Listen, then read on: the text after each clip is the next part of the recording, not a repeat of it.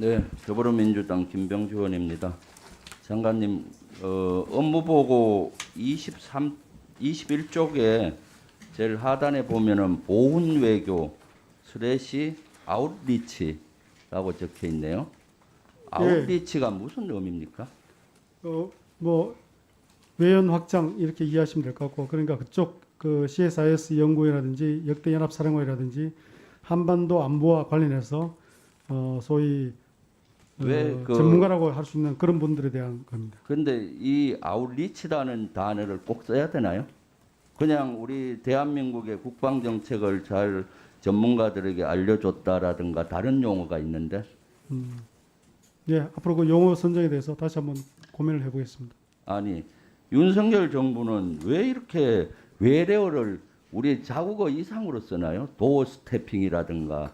국방부도 지금 아웃리치라는 단어를 왜 이런 단어를 쓰는지 모르겠어요. 의원님, 그거는 대통령실 용어하고 관계 없습니다. 저희들이 흔히 사용하는 용어입니다. 그는 저희 국방부에서 아웃리치를 흔히 쓰는 단어예요? 예, 저희들이 그 장관이나 또는 차관이 해외 출장 나가면은 통상 제가 원래 군대 목표를 39년 했고 군사 외교를 오래 했지만 아웃리치 처음 들어요. 그 지금 의원님께서 합참에 계실 때 하고 그 장관님, 이후에 그렇습니다.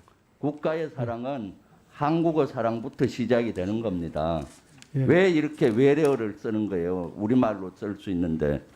두 번째, 우리 장관님 말씀하는 거 보면 불안해요. 사실과 다른 얘기를 계속 하는 경향이 있어요. 신념 있게.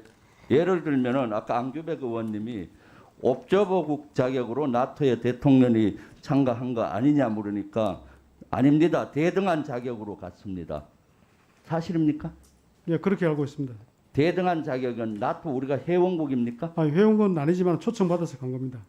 우리는 나토의 어떤 국가입니까? 그 그 회의에서 아니, 회원국과 우리는 나토의 어떤 국가예요? 회원국이 있고 협력국이 있고 옵저버국이 있잖아요. 파트너국이. 예, 우리는 어느 국에 속합니까? 파트너 국가로 알고 예? 있습니다. 파트너 국가로 알고 있습니다.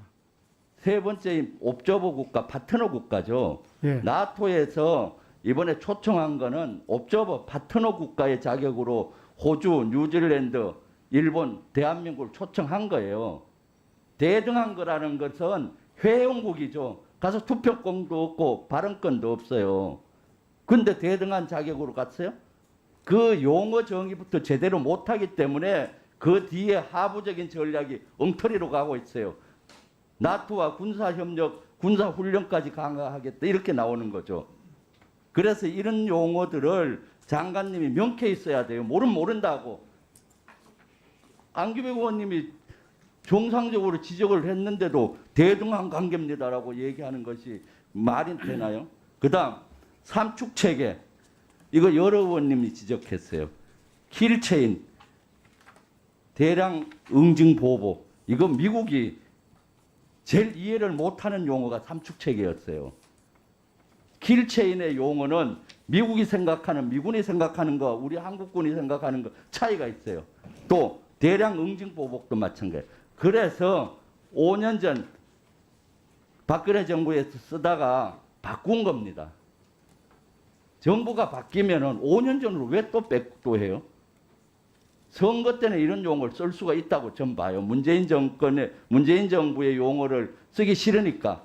그렇지만은 다시 정권을 잡으면은 발전적인 용어를 써야 되는데 마치 이것을 새로 정의한 것 같이 이렇게 얘기하는 것은 적절하지 않다고 봐요. 좀 앞으로 그런 용어 하나하나에 좀 조심하시고 뒤에 앉아 있는 우리 실장님 똑바로 하세요. 장관님 제대로 모시고. 의원님, 그 용어 선정에 신중하겠다는 말씀을 드리고 그 삼축체계에 대해서는 좀 그래서 오해의 소지가 있는 것 삼축체계는 같습니다. 다시 검토를 해보세요. 특히 대량 응징 보복 이런 건 의지의 단어예요. 군사 용어는 의지의 단어보다 원리에 맞는 단어를 써야 되는 것이고 이것은 사실은 정치인은 쓸 수 있지만은 국방부에서는 적절한 용어도 아니고 킬체인도 그래요. 그래서 제가 연합사 부사령관 할 때도 이거 설명하는데 제일 어려웠어요. 미군들이 이해를 못해서.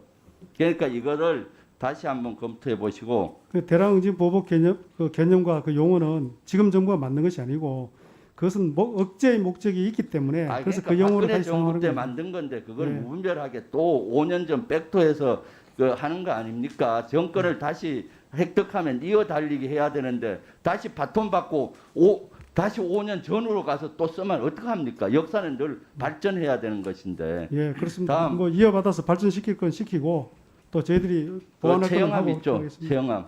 예, 최영암 7월 5일 날 3시간 동안 두절이 됐는데 사실입니까? 모든 통신이 두절이 됐는데. 예, 그렇게 알고 있습니다. 언제 이런 일이 있었죠?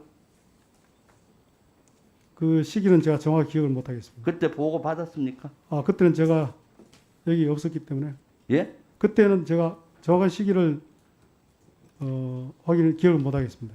아니,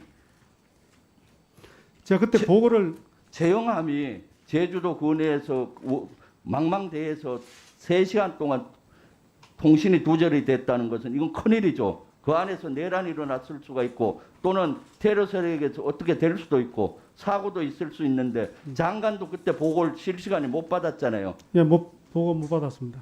이거 그래서, 어떻게 있을 수 있는 거죠?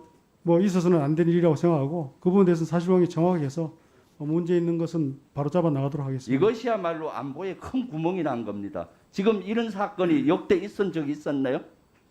그건 제가 확인 좀 해봐야 되겠습니다. 제가 조사해 보니 없었어요. 3시간 동안 통신이 두절된 사항이 어떻게 있을 수가 있어요. 그리고 보고도 안 받고 합참 의장은 보고 받았나요? 예, 후에 보고받았습니다. 언제 받았어요? 지난주에 보고받았습니다. 지난주 이거 7월 5일에 일어난 건데 지난주에 보고를 받아요? 그리고 이거 일어난 다음에 장관은 대통령한테 업무 보고를 했었는데 그럼 대통령도 모르고 있었겠네? 예, 보고를 안 했기 때문에 그때 알 수가 없는 상황이었습니다. 지금 그 전비검열단에서 검열하고 있습니까? 지금 조사를 시킬 겁니다. 조사를 시킬 겁니까? 하고 네. 있습니까? 제가 그걸 오늘 아침에 보고 받아서 제가 직접 지시는 아직 못했습니다. 장관님, 네. 이 뉴스가 지난주에 있었어요. 네. 뉴스 뭐합니까? 제가 지난주에 그 뉴스를 확인을 못했습니다.